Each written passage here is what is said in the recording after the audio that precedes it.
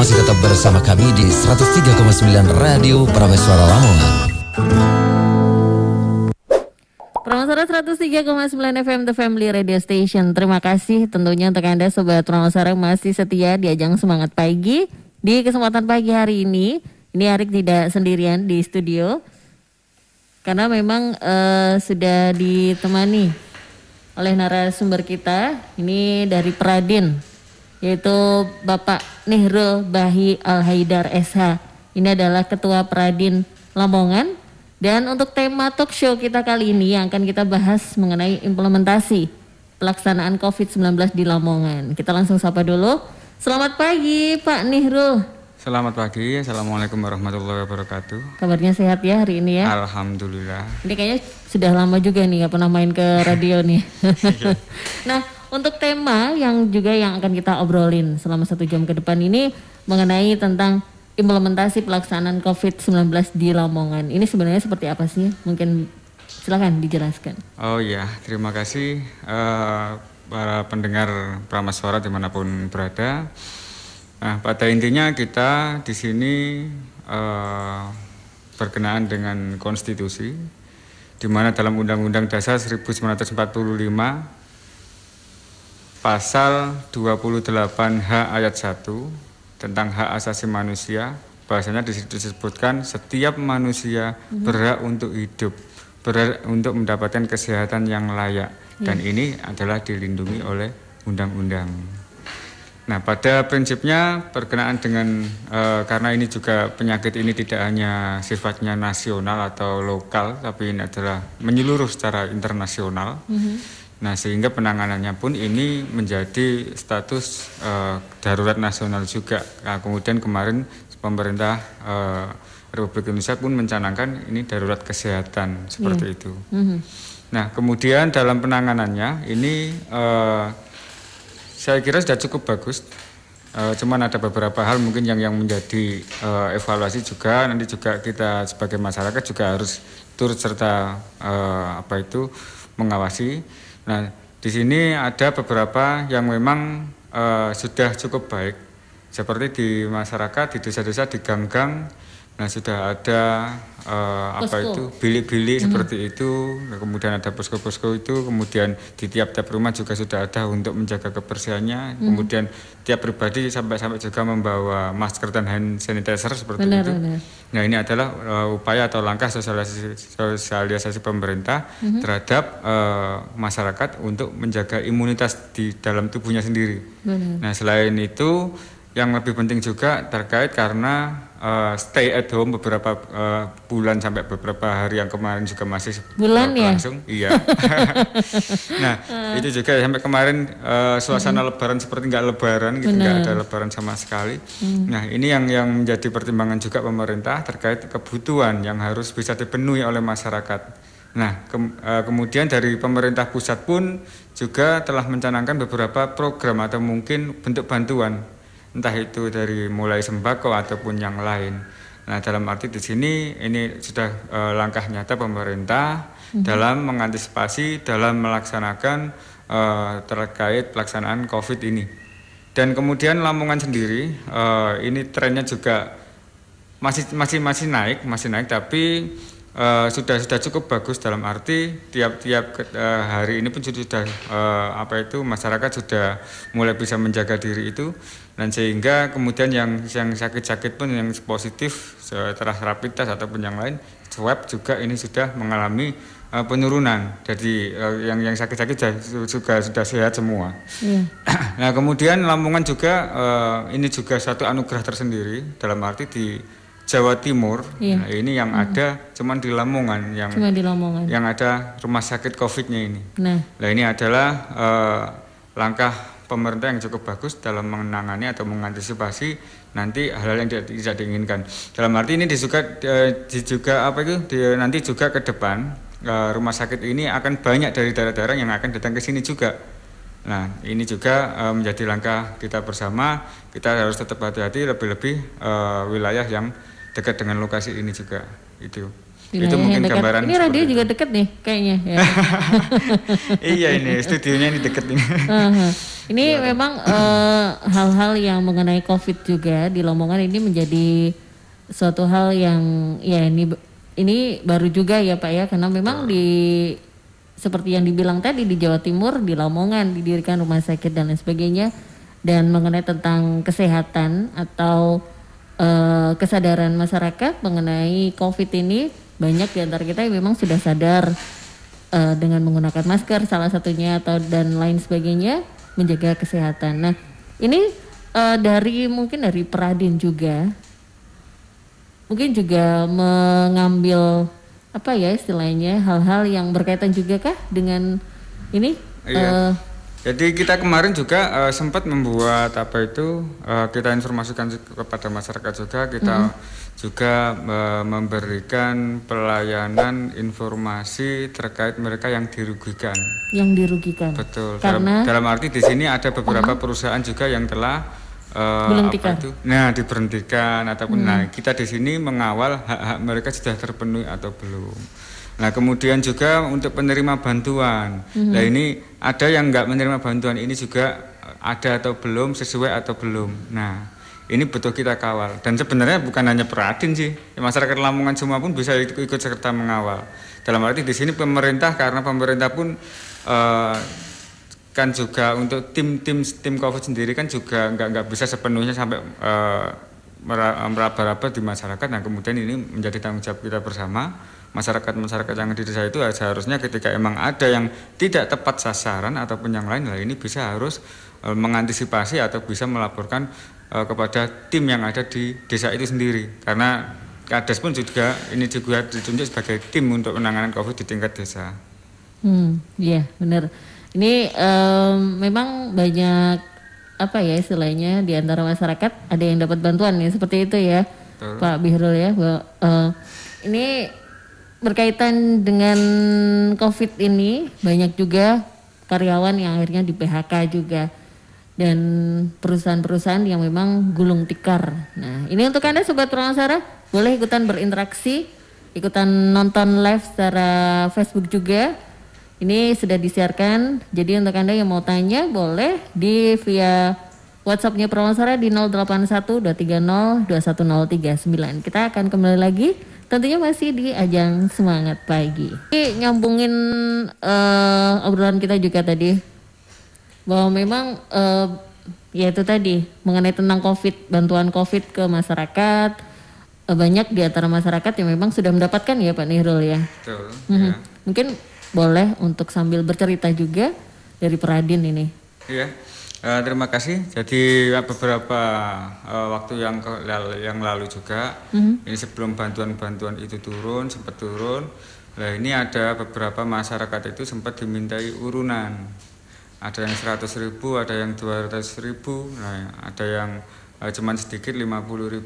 Nah urunan ini kemudian dikumpulkan di kepala desa, karena penggunaannya untuk pencegahan COVID. Jadi itu entah membuat bilik ataupun yang lain lah.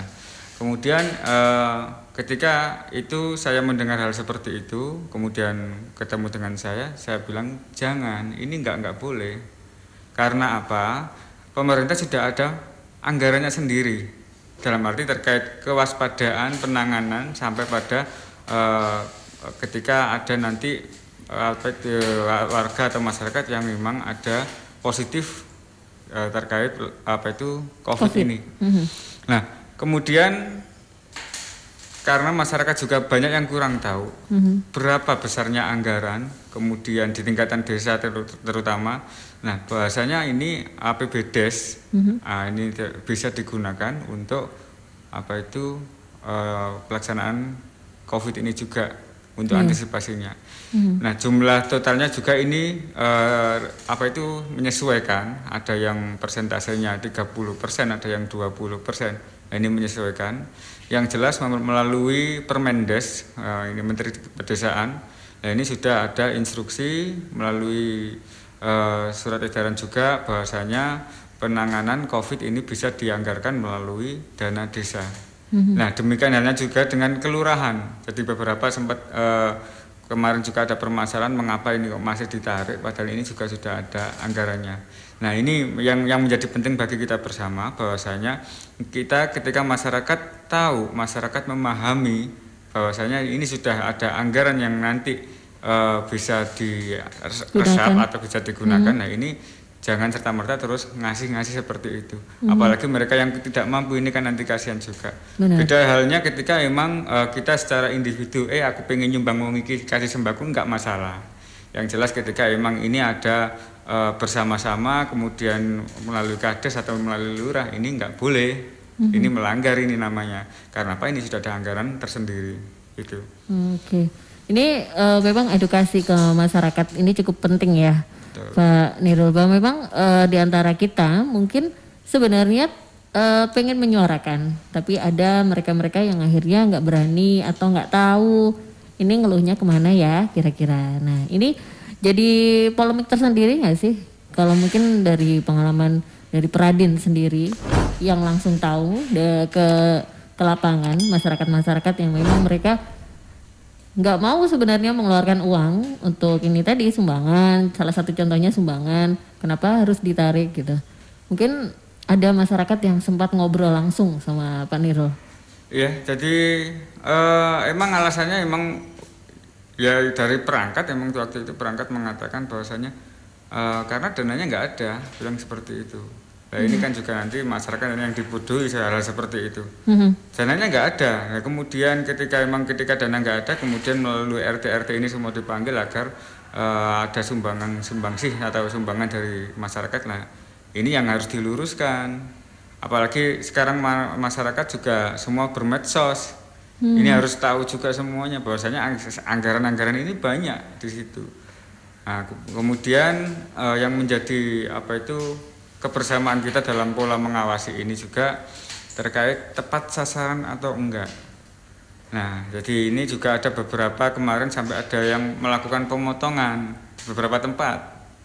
Nah, kemudian akhirnya enggak sampai pada proses agar pemotongan ini segera diberikan pada orang yang telah menerima itu. Enggak boleh dipotong. Kalaupun memang belum dapat, nanti mungkin di bulan depannya nanti akan dapat karena memang anggaran ini bertahap. Seperti itu. Iya, memang banyak cerita ya mengenai bantuan COVID ini. Banyak sekali cerita, mulai dari media sosial. Ada yang mereka mengembalikan. Saya merasa mampu, kenapa saya dikasih bantuan. Ada yang setiap di depan rumah ada diberi bantuan tanpa pandang, tanpa menggunakan catatan. Ini KTP-nya masuk nggak atau dan lain sebagainya. Ada yang memang mereka diberi bantuan tapi tidak sesuai atau tidak tepat sasaran. Ini banyak sekali di media sosial. Bahkan mungkin dari Lamongan sendiri, setahu Pak Nirul mungkin ya. Ini kalau di Lamongan, ini seperti bagaimana? Ya saya kira sama sih. Lamongan juga sama seperti itu juga. Beberapa tempat, makanya itu menjadi evaluasi untuk tim gugus COVID-nya. Bukan berarti ketika memang sudah melaksanakan semua amanah undang-undang, kemudian sudah melaksanakan sesuai dengan peraturan yang berlaku, kemudian telah selesai, enggak seperti itu. Jadi kita pun juga bisa mengkritisi, kita pun bisa mengevaluasi. Yang jelas ini adalah untuk kemajuan bersama, untuk kita bersama. Apalagi penanganan kesehatan ini enggak bisa sendirian, kita harus tetap bersama-sama. Nah, jadi kita tetap kadang-kadang ini menjadi evaluasi juga, karena apa? Kadang-kadang di tim gugus COVID sendiri ini bentuk transparansinya ini yang masih kurang. Dalam arti kadang-kadang ketika ada pasien yang datang, kemudian dilakukan dicek semua yang lain, diputuskan positif ataupun yang lain, tidak dilihat dulu rekam jejaknya seperti apa. Nah ini kan seharusnya seperti itu. Apalagi beberapa kemarin juga sempat menjadi masalah yang meninggal di Turi kemarin juga, bahwasanya dia sudah positif tapi ternyata swab testnya kan belum. Nah swabnya itu ternyata negatif. Nah sampai masyarakat penanganannya karena sudah kematian itu sudah melalui proses seperti COVID seperti itu. Akhirnya masyarakat pun nggak berani, dan ini imbasnya ini adalah masyarakat atau mungkin orang yang di rumah itu yang dirugikan, akhirnya dijauhi. Akhirnya timbul trauma. Nah ini siapa yang bertanggung jawab untuk mengatasi trauma ini? Nah, jadi sampai beberapa 7 hari sampai waktu itu nggak ada tahlilan dari masyarakat ataupun yang lain, sampai dijauh sama sekali. Nah, ini kan kasihan. Nah, makanya ini juga saya kira butuh ketegasan dari tim gugus COVID sendiri agar ketika emang ini benar-benar positif dan telah swab emang benar-benar positif nggak masalah.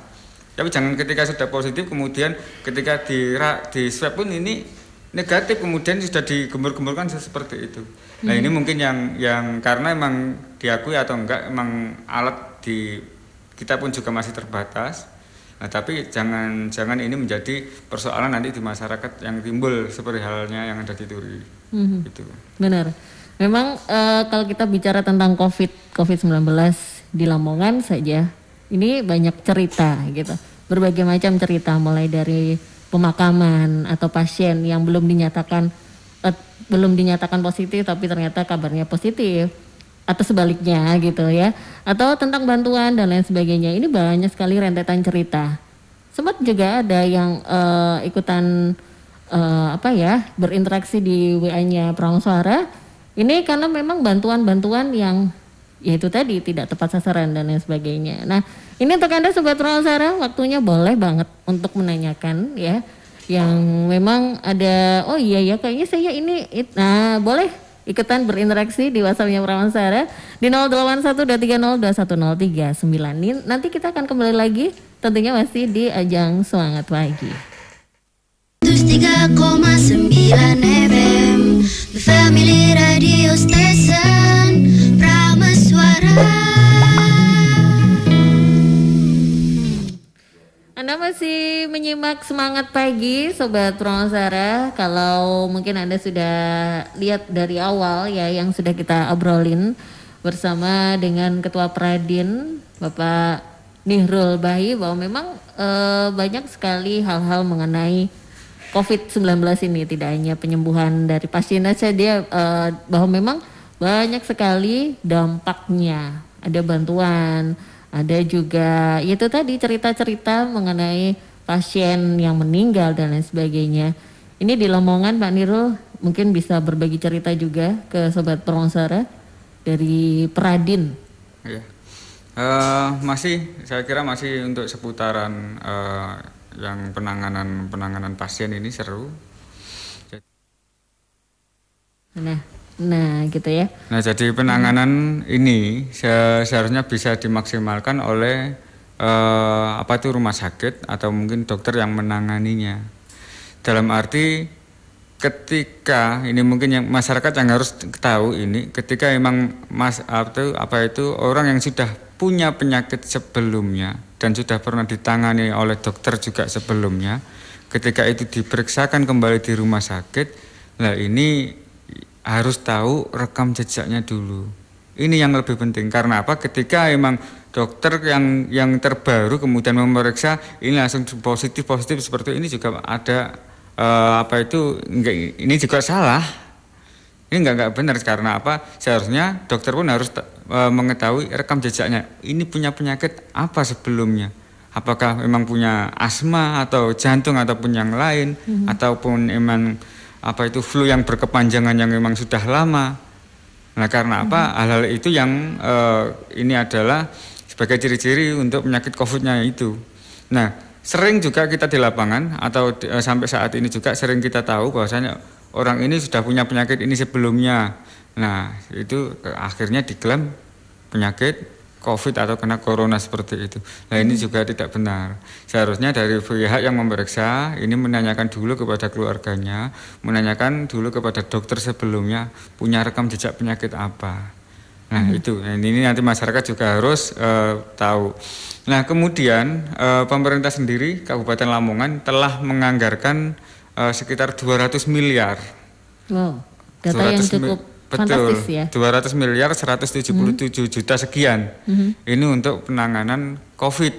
Dalam arti di sini ada penanganan kesehatan, kemudian dampak ekonomi, nah kemudian pada social safety. Nah, untuk mengantisipasi seperti itu. Ada tempat-tempat, kemudian sembako juga, lah ini masuk di anggaran itu. Nah, kemudian ketika memang dana ini cukup besar, nah ini juga makanya lagi-lagi masyarakat kita bersama harus ikut serta mengawasi bagaimana pelaksanaan penggunaan anggaran ini yang cukup besar. apakah sudah sesuai atau belum, apakah sudah tepat sasaran atau belum. Karena apa? Ketika ini menjadi satu bencana, ini kan tetap kita ngomong bencana, ini tidak akan diaudit. Nah, beda dengan ketika emang ada laporan. Jadi nanti laporan seperti apa ya? Laporan dibuat laporan, nggak sampai diaudit pada pelaksanaan tingkat yang lebih lanjut. Beda dengan ketika emang ada yang melaporkan kemudian nggak sesuai, nggak tepat sasaran, ini akan diaudit. Nah, ini yang membedakan dan bahayanya di situ memang. Makanya banyak di masyarakat, kok seperti ini. Nah, ayo kita awasi bareng-bareng gitu. Nah, kemudian beberapa hari kemarin juga sempat melalui Dewan Perwakilan Rakyat Daerah atau DPRD ini juga sudah cukup sigap sebagai wakil rakyat, sudah melaksanakan beberapa audiensi juga, baik itu dengan masyarakat, ormas maupun pihak-pihak yang terkait. Dalam arti pihak-pihak yang terkait di sini sesuai dengan leading sektornya. Ada Dinas Kesehatan, kemudian ada dari BPBD, ada aparatur negara di sana juga lah. Ini waktu itu menegaskan bahwasanya pelaksanaan COVID ini butuh penanganan serius. Nah, butuh penanganan serius dari masing-masing leading sektor karena ini semua kena dampak. Benar. Baik itu ekonomi maupun yang lain, ini kena dampak semuanya. Nah, nanti bagaimana agar penanganan serius ini pun ketika emang anggarannya pun kurang bisa dianggarkan. Nah, yang jelas melalui Dewan juga penganggarannya. Nah, kemudian karena mungkin selama ini dari keinginan Dewan yang sempat beberapa hari yang kemarin juga sempat ramai juga agar membentuk tim seperti itu. Nah, ini adalah bagian apresiasi atau mungkin mewakili masyarakat. Nah, kemudian bagaimana seharusnya langkah tim gugus COVID ini? Nah, tim gugus COVID ini seharusnya pun bisa mentransformasikan, bisa menginformasikan juga, karena ini persoalan bersama. Nah, dalam menjadi keluhan masyarakat seperti ini seharusnya bisa dijawab. Seharusnya bisa dijawab. Makanya saya bilang ini tim gugus ini kurang transparan dalam hal pelaksanaan, kemudian penganggaran penggunaan ini sasarannya seperti apa. Nah, ketika emang tim gugus seperti ini kita biarkan, ya nanti akan menjadi masalah, menjadi polemik juga. Walaupun ini nanti nggak bisa diaudit, tapi bisa juga dilaporkan. Nah, makanya kita sebagai masyarakat harus tetap sigap. Sebagai masyarakat harus tetap berani ketika emang langkah-langkah yang diambil tim gugus ini tidak sesuai dengan peraturan undang-undang yang berlaku, tidak sesuai dengan di lapangan. Nah, karena apa ini juga menjadi persoalan bersama gitu. Iya, oke. Ini menjadi persoalan bersama ya, itu perlu menjadi garis bawah tersendiri bahwa memang mengenai COVID ini khususnya di beberapa daerah juga di Lamongan khususnya di desa-desa yang mereka banyak cerita tadi yang sempat juga dikatakan sama Pak Nirul bahwa ya ada yang seperti ini, ada yang seperti itu. Ini menjadi hal-hal baru. Pak Nirul, kalau mungkin saja ya ada warga Lamongan yang menjadi pasien COVID, sakit, dirawat dan meninggal. Ini untuk prosedur pembiayaan rumah sakit. Mungkin pihak dari Peradin mungkin tahu untuk alurnya, apakah mereka ini gratiskah atau bagaimana? Karena menjadi pasien COVID ya. Ini gimana, Pak? Mungkin tahu? Iya, emang itu kemarin juga ada yang beberapa kok ditarik. Ini kan masuk anggaran ya? Masuk anggaran nggak nih? Ya, jadi terkait pasien yang memang sudah positif, sudah rapid test dan memang dia positif, nah kemudian akhirnya meninggal. Nah, ini adalah memang sudah menjadi tanggung jawab pemerintah. Jadi menjadi tanggung jawab pemerintah sebenarnya ini juga nggak bisa langsung dianggarkan seperti itu. Kemudian kalaupun dianggarkan semua diklaim, wah ini susah ini nanti. Nah, ini menjadi tanggung jawab pemerintah. Jadi ketika emang karena sudah ada anggarannya juga. Nah itu ya, jadi mulai pencegahan, penanganan sampai pada posisi pasien itu meninggal ini juga masuk bagian penanganan. Bukan hanya penanganan ini ketika dia sakit kemudian ketika dia meninggal ini bukan wilayah saya, kalau mau bayar ini nggak boleh seperti itu. Ngomong penanganannya ketika emang dia sudah sembuh ya sudah, ketika emang dia sampai meninggal ya seharusnya tetap harus ditangani juga. Nah ini sudah ada anggarannya juga itu terkait kesehatannya. Yang lebih penting sebenarnya ada yang mungkin selama ini juga menjadi perhatian kita bersama, mungkin dampak pendidikan. Dampak pendidikan. Ini libur gak masuk-masuk, anak saya protes ini. Ini masuknya kapan gitu ya. Iya sih, sampai banyak orang tua yang juga stres juga. Ya, jadi beberapa kemarin juga ada yang sampai bilang ke saya juga, ini bagaimana agar dari sektor pendidikan ini, nah mungkin ke depan ini melalui apa itu untuk yang new normal ini, melalui new normal ini mungkin bisa dilaksanakan atau mungkin bisa di sistem pembelajaran itu, karena sistem online pun ini juga banyak meresahkannya daripada yang tidak. Banyak yang melaksanakannya daripada tidak. Banyak yang meresahkan. Oh, meresahkan. Betul. Ya seperti halnya contoh kecil aja, contoh kecil ada di beberapa SD, ada di SD atau MI di Kabupaten Lamongan ini juga kemarin dari beberapa orang tuanya juga mengatakan, ini bagaimana ketika emang tugas dari sekolah kemudian orang dilaksanakan direkam seperti itu. Nah kemudian dari gurunya, loh Pak bukan seperti ini, Bu bukan seperti inilah. Kemudian orang tuanya pun akhirnya pun marah. Saya tujuannya menyekolahkan di sana itu biar pinter. Saya ini nggak pinter, nggak tahu ngasih pembelajaran seperti apa kepada anak saya. Gitu. Nah, ini contoh kecilnya ya ini. Iya. Nah, kemudian akhirnya pun guru pun ini juga harus maklum ya hal seperti itu, karena emang kadang orang tua pun nggak paham, nggak ngerti ketika emang menjadi tugas menjadi tugas guru untuk memberikan pendidikan. Nah ini harus bisa difahami hal seperti itu. Dan ini ketika emang nanti berlangsung sampai lama ini juga akan berdampak ini. Nah, makanya ini dari sektor pendidikan ini pun harus menjadi perhatian, karena sampai sekarang pun dari Kemendiknas kemarin juga sudah melalui Presiden bahwasanya tetap pelaksanaan pendidikan bisa di tanggal 13 Juli itu. Nah, tapi juga masih sistemnya pun sistem tugas-tugas seperti itu atau mungkin pembelajaran melalui online. Nah, kemudian untuk mulai sistem tatap mukanya per Januari. Tapi semoga saja nanti ke depan atau mungkin ini sudah semakin membaik, nah ini bisa berangsur normal dan sesuai harapan kita bersama sekolah bisa tatap muka. Iya, ini banyak juga sekolahan swasta. Saya tadi pagi sempat baca berita juga, banyak dari sekolah-sekolah swasta SMK ini sudah melakukan stimulasi bagaimana new normal itu diberlakukan ketika di tengah pandemi seperti ini gitu, dengan dengan tata cara protokol kesehatan itu sendiri. Untuk Anda Sobat Ronasara, sabar yang sudah ikutan, wah ini ada yang komen di sini. Oke, untuk Anda Sobat Ronasara tetap stay tune terus, nanti kita kembali lagi dengan tema yang sama dengan Ketua Peradin di kesempatan pagi hari ini. Anda masih tetap bersama kami di 103,9 Radio Prameswara Lamongan. Oke, baik Sobat Ronasara, masih di ajang semangat pagi ya. Jadi dari awal pun Anda yang sudah menyimak langsung live ya, kayaknya pengen tahu gitu kan, bisa lihat di live Facebooknya Prameswara. Anda juga boleh ikutan komen. Ada beberapa komen juga di sana. Ini ada yang mengapresiasi dari Mudo, banyak di antara masyarakat kita yang masih belum mengetahui hukum dan juga undang-undang di negaranya sendiri. Ini jadi sasaran empuk katanya, banyak orang-orang pintar. Jadi untuk radio, nah ini memberikan pembelajaran hukum kepada masyarakat. Memang tadi sempat juga ngobrolin juga ya sama Pak Nirul bahwa memang masyarakat harus tahu gitu. Ini tugas kita gitu kan ya. Ini memang diantara kita banyak yang akhirnya nggak terlalu paham juga.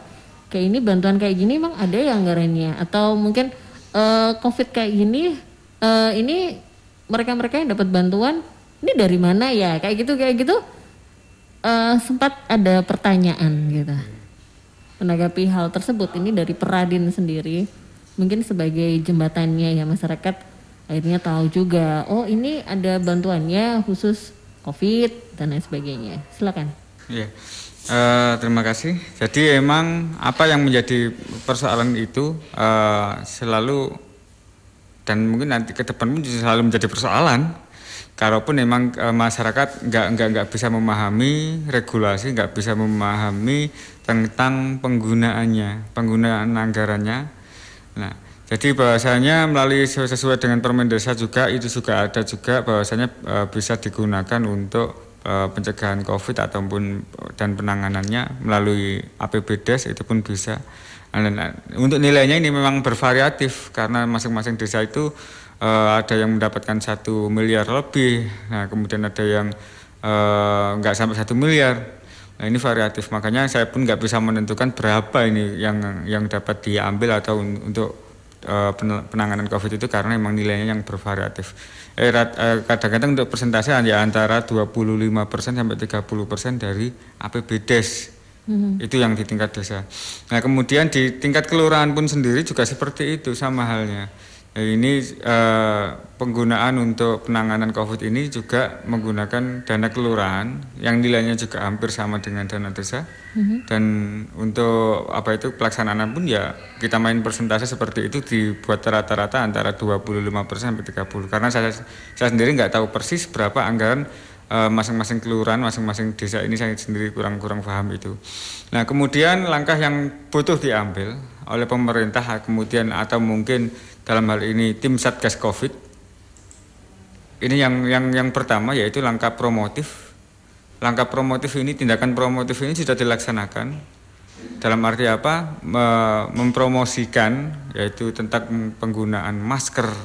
Ini juga sampai ada operasi masker kan gitu ya. Jadi bukan operasi SIM ataupun yang lain, tapi operasi masker. Bahkan pengguna jalan pun ini diharuskan untuk memakai masker. Bukan hanya membawa, tapi memakai. Nah, ini juga sebagai langkah tindakan promotifnya seperti itu. Kemudian yang kedua tindakan preventif. Ini tindakan preventif mungkin ini juga terkait pelayanan. Nah, pelayanan apakah memang sudah di masing-masing wilayah yang paling terkecil pun ini sudah dilaksanakan atau belum? Dalam arti di sini ketika emang ada yang indikasi itu ada terkena COVID atau mungkin yang lain, nah, kemudian sudah ada penanganan atau belum? Tapi yang jelas saya kira semua sudah ada untuk tindakan preventif ini karena ini berbasis desa, jadi desa bisa digunakan untuk langkah awal penanganan COVID ini sebelum sampai dibawa ke kabupaten. Nah dalam arti ketika memang ada pendatang yang datang orang warga desa sendiri kemudian diisolasi mandiri selama 14 hari di situ, nah ini adalah tindakan preventifnya di situ. Nah kemudian layanan kuratif, tindakan kuratif. Dalam tindakan kuratif ini terkait APD. Alat pelindung diri ini sudah sesuai atau belum, sudah bisa diakses atau belum, bisa digunakan atau belum. Nah ini menjadi persoalan juga ketika memang ada beberapa yang ketika ingin punya APD ini masih belum bisa terpenuhi. Kemarin sampai ada yang sampai kurang seperti itu, saya menggunakan jas hujan. Nah ini kan sangat disayangkan hal seperti itu. Karena apa? Ini juga sudah ada anggarannya. Nah, kemudian mungkin memang produksinya yang harus meningkat, mungkin akhirnya untuk beli itu akhirnya nggak bisa secara langsung atau mungkin masih terbatas. Nah kemudian yang menjadi persoalan juga ini juga ketika memang kita dalam new normal seperti ini, kita dalam kondisi new normal kita juga membiasakan diri untuk tetap menjaga kesehatan bersama-sama. Untuk ketika kita dengan kontak siapapun, nah, kemudian kita harus tetap menjaga jarak, social distance itu tetap ini karena memang anjuran pemerintah dan ini juga cukup efektif, makanya Lamongan sendiri saya kira cukup bagus dalam penanganan hal seperti itu. Nah, ketika memang kita bisa social distance, menjaga jaga jarak dengan teman-teman yang lain dan atau sosial seperti itu. Nah kemudian kita dalam bepergian selalu menggunakan alat pelindung diri. Secara sederhana saja hand sanitizer ataupun menggunakan masker. Nah ini untuk kita mengantisipasi pencegahan, kita mengantisipasi menularnya wabah virus ini dalam diri sendiri, dan saya kira itu juga cukup bagus. Ya, makanya pada poin-poinnya untuk pelaksanaannya memang sudah cukup bagus sebenarnya. Cuman yang menjadi persoalan yaitu terkait pada pola praktek yang lain, yang mungkin yang tidak dalam tindakan-tindakan seperti itu. Nah, ini yang butuh kita bersama-sama. Ayolah bareng-bareng kita benahi bareng-bareng. Ini untuk Lamongan ke depan, ini untuk pencegahan kesehatan kita bersama. Iya. Memang banyak sekali hal-hal atau dampaknya ya Pak Nirul ya, bahwa pandemi COVID ini berdampak ke bidang perekonomian, pendidikan, atau bahkan yang lainnya juga. Ini sangat berpengaruh, dan juga di Lamongan sendiri contohnya pun ini berbagai hal sudah diupayakan sebenarnya, mulai dari mengupayakan masyarakat untuk membiasakan hidup bersih supaya untuk memutus mata rantai COVID atau virus corona ini dan lain sebagainya. Bahkan beberapa cerita yang lainnya, yang cerita yang tadi sempat diceritakan juga, ada polemik-polemik lainnya seperti data yang tidak sinkron dan lain sebagainya ya Pak ya. Dan ini menjadi suatu hal yang persoalan barukah atau bagaimana nih? Iya, yang jelas dari tim gugus COVID ini sudah memberikan petunjuk bagi di tingkat kabupaten, sampai pada semua desa. Jadi sampai tim gugus COVID sendiri sampai waktu itu memberikan informasi untuk mereka yang miskin atau apa, silakan langsung kirim datanya. Ini apa? Karena untuk mengantisipasi desa ini telat atau mungkin lemot bahasanya seperti itu, agar data ini bisa diakses atau bantuan ini bisa diakses. Nah, makanya pemerintah kabupaten waktu itu langsung bisa silakan untuk yang mengajukan untuk bantuan ataupun yang lain. Nah, ini silakan melalui kontak person berapa waktu itu kan seperti itu dari tim COVID. Nah, ini adalah langkah konkret sebenarnya dari tim gugus COVID. Nah, cuman kadang-kadang juga mereka memahaminya keliru. Kadang-kadang ada kesalahpahaman juga. Nah, yang jelas ini data ini dibutuhkan. Ini dibutuhkan karena apa? Untuk agar pemberi bantuan ini tepat sasaran. Tepat sasaran. Betul. Ini jadi mungkin tadi yang ikutan komen juga belum sesuai katanya ya. Ya banyaklah cerita ya Pak Nirul ya tentang COVID ini sendiri yang ada di Lamongan, penanganannya dan lain sebagainya. Untuk di kesempatan pagi hari ini sampai dengan pukul 11:30 ya, untuk informasinya dari Bapak Nirul Bahyi Al-Haidar SH selaku Ketua Peradin ini sudah memberikan informasi juga, temanya tentang implementasi pelaksanaan COVID di Lamongan. Semoga bermanfaat ya Bapak. Kapan-kapan main kesini lagi, kita ngobrol lagi ya dengan tema yang berbeda. Dan untuk Anda Sobat Transara tetap stay tune terus, tetap di Ajang Semangat Pagi. Tentunya masih di frekuensi yang sama di 103,9 Transara FM Lamongan. 103,9 FM Family Radio Station Prameswara.